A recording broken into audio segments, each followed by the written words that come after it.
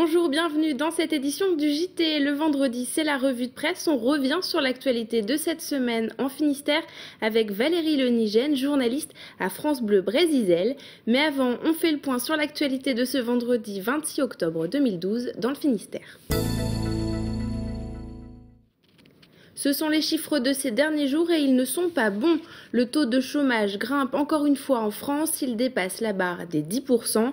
Dans le Finistère, les chômeurs sont plus de 38 000, un chiffre qui suit la tendance nationale. Valérie Lenigène, bonjour. Bonjour. Vous êtes journaliste à France Bleu Brésil. Alors les moins de 25 ans et les plus de 50 ans sont les plus touchés par le chômage. Pourquoi ? Alors d'abord, ce sont les plus touchés sur l'ensemble de la France, mais particulièrement en Bretagne, et on s'est demandé pourquoi. Apparemment, pour les seniors, on sait qu'il y a le recul de l'âge de la retraite, évidemment, qui joue pour toute la France. Et ici, c'est le tissu des entreprises, beaucoup de TPE, de très petites entreprises, qui apparemment, lorsqu'elles ont une difficulté, font des ruptures conventionnelles de contrat en se séparant finalement du salarié qui coûte le plus cher. Et c'est donc souvent le plus âgé. Quant aux jeunes, les moins de 25 ans, eh bien, c'est lié sans doute à la très forte chute de l'intérim dans la région. Et puis, il faut aussi savoir qu'il y a une surformation. Les jeunes ici sont très formés et que c'est pas forcément en adéquation avec les CDI qui sont proposés. C'est pour ça qu'ils se retrouvent souvent dans l'intérim, et c'est l'intérim en ce moment qui trinque. Merci Valérie. Alors justement, quels sont les secteurs touchés et qu'est-ce qui est prévu pour endiguer le chômage? Les réponses avec Frédéric Lorenzo.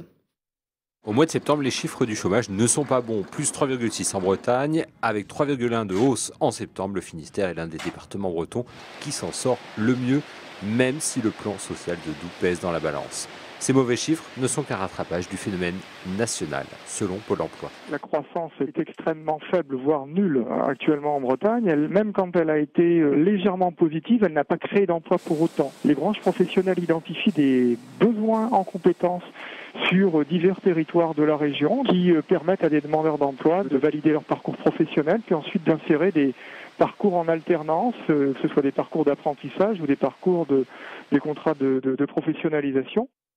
Mettre les demandeurs d'emploi en formation, une solution qui ne convainc pas totalement les syndicats.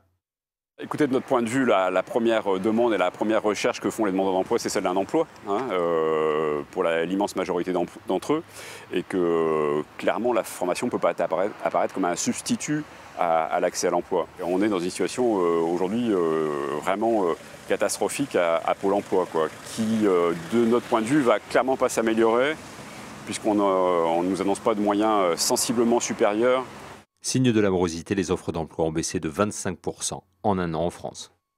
Des cartons rouges à Quimper ce vendredi midi, commerçants et riverains, ils sont plus d'1 millier à avoir manifesté contre le plan de transport. Ce plan prévoit notamment de réduire l'accès des voitures au centre-ville. L'Aïd al-Adha, la fête la plus importante pour les musulmans, a commencé ce vendredi. Pour l'occasion, 250 moutons ont été tués en Finistère selon les rites de l'islam dans les abattoirs de Quimper et du Fou. Xavier Patrijon. La communauté musulmane brestoise se réunit cette fin de semaine autour d'une célébration, l'Aïd al-Adha. C'est la fête la plus importante de l'année pour la religion musulmane qui célèbre la soumission d'Abraham à Dieu. Cette fête a réuni ce vendredi matin près de 600 personnes lors de la grande prière. C'est un sacrifice qui a été fait par Abraham par rapport à son fils Ismaël qui devait égorger par rapport au message qu'il a reçu de Dieu. Et les prophètes ne parlent pas d'eux-mêmes, parlent par la parole divine, c'est Dieu qui leur donne le message. Et elle se poursuit par les abattages rituels où des agneaux sont réservés ou amenés par les pratiquants dans des abattoirs agréés pour cette tradition religieuse. Là, on a 2 sacrificateurs. Les sacrificateurs, il faut qu'ils soient agréés aussi par l'Institut musulman de Paris. Et le sacrificateur, quand on lui présente un agneau qui est présenté dans un piège, on appelle un piège, pour que la bête ne souffre pas et ne se débatte pas. Et à ce moment-là, la bête elle est retournée vers la Mecque, le lieu saint. Et à partir de ce moment-là, le sacrificateur prononce le mot Bismillah, Allahu Akbar, au nom de Dieu, le Tout-Puissant et le Grand. Et à ce moment-là, le sacrificateur égorge l'agneau. Et l'année dernière, sur toute la communauté de la région de Brest, on avait sacrifié 229. Cette année, on pense faire plus de 250. L'agneau sera ainsi l'occasion de se retrouver autour d'un repas en famille. La communauté musulmane dans la région brestoise représente aujourd'hui 2 à 3 000 personnes. Elle a été la première femme française à aller dans l'espace. Elle a aussi été ministre. Elle est également médecin et scientifique. Claudie Aigneret a partagé son expérience avec les élèves de l'école navale de Lanvéoc-Poulmic ce vendredi. On l'écoute au micro de Pierre-François Vatras. Elle milite pour un rapprochement entre le monde de la science et les citoyens. Je crois qu'entre la façon dont on considérait le progrès grâce à la science et la technique au XXe siècle et celui où on le regarde aujourd'hui, au XXIe siècle, on met en doute la parole de l'expert, on met en doute la prise de décision du politique. Ce que cela nous impose, c'est justement d'être dans un dialogue beaucoup plus ouvert entre le chercheur, celui qui produit le savoir, ou l'ingénieur qui réalise, le politique qui sera amené à prendre des décisions bien sûr, mais le citoyen. Le citoyen doit avoir des clés de compréhension. Il ne va pas posséder tous les savoirs et ce n'est pas lui qui prendra les décisions. Mais il faut que ce soit un dialogue entre le savant et le politique, sans oublier le citoyen. Nous devons tous nous atteler à retisser ces liens de confiance entre la science et la société, sinon on aura beaucoup de mal à se projeter dans un avenir, dans le progrès. Valérie, dans l'actualité, cette semaine, Charlie Graal, le journaliste indépendantiste breton, a été jugé par la Cour d'assises spéciale de Paris, une cour où sont jugées les affaires de terrorisme. Est-ce que vous pouvez revenir rapidement sur les faits? C'était un procès en appel. En fait, la Cour d'assises spéciale l'a jugé coupable d'association de malfaiteurs parce qu'il était présent à Lorient en septembre 1999 lors d'une rencontre entre des indépendantistes bretons et des activistes basques.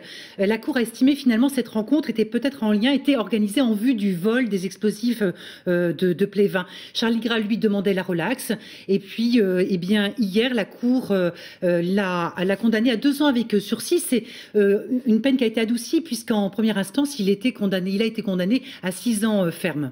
Parmi les indépendantistes basques qui avaient été condamnés, c'était le seul à avoir fait appel, donc il y avait vraiment un doute sur sa culpabilité. Enfin, lui en tout cas avait fait appel, c'est le seul qui l'avait fait et qui espérait effectivement, il espérait une relaxe, donc c'est finalement 2 ans avec sursis. Et nous on s'est aussi interrogé sur où en était le mouvement indépendantiste.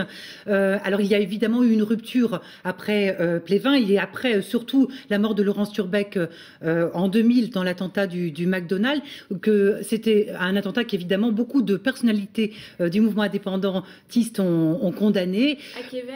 Évidemment. Et aujourd'hui, on peut dire qu'il y a plus vraiment d'indépendantisme et des régionalistes. On a évidemment Aïta, une association qui a des actions certes illégales mais tout à fait pacifistes. Alors dans le reste de l'actualité, mardi dernier, des manifestations étaient organisées dans toute la France par l'association Alliance Vita contre le mariage homosexuel. À Brest, il y a aussi eu une contre-manifestation. Ce n'était pas le cas dans toutes les villes ? Non, c'était assez intéressant. Effectivement, après, cette contre-manifestation s'est montée très rapidement et montre un vrai intérêt sur le sujet. C'était 2 manifestations très colorées. Donc, on voit là sur les images l'association Alliance Vita, créée notamment par Christine Boutin, où les femmes étaient en rose et les hommes en vert. Et puis, dans les contre-manifestations, cette banderole Jésus aussi avait 2 papas. Les 2 groupes ont vraiment donné de la voix et finalement, il n'y a pas eu de dialogue. Ça s'est pas passé sans aucun affrontement. Aucun affrontement, juste quelques tracts brûlés, mais personne n'a réellement dialogué, chacun est reparti avec ses convictions. Très bien. La semaine prochaine, l'Espace Vauban fête ses 50 ans. France Bleu Brésil organise une opération spéciale autour de l'événement. Samedi prochain, effectivement, de 14h à 18h, nous serons en direct dans le cabaret Vauban. L'hôtel Vauban est beaucoup plus ancien, mais le cabaret a 50 ans. C'est un lieu assez magique qui a gardé une décoration des années 60 avec, je crois qu'ils ont eu des artistes aussi célèbres que Tino Rossi, que Sidney Bechet qui répétait dans les fourneaux, Piaf, Montand, Léo Ferré. C'est assez extraordinaire. Et on va y rencontrer aussi Miossec, par exemple, ou Little Bob. Très bien. Merci Valérie Lenigène. Et sur TBO également, on célèbre cet anniversaire. Les artistes finistériens passés par le Vauban raconteront leurs premiers souvenirs sur scène. Des témoignages à découvrir toute la semaine prochaine. Avant de se quitter ce dimanche, vous n'oublierez pas de reculer vos montres d'1 heure. Nous passons à l'heure d'hiver. La semaine prochaine, vous retrouverez Frédéric Lorenzon. Bon week-end et bonne soirée sur TBO.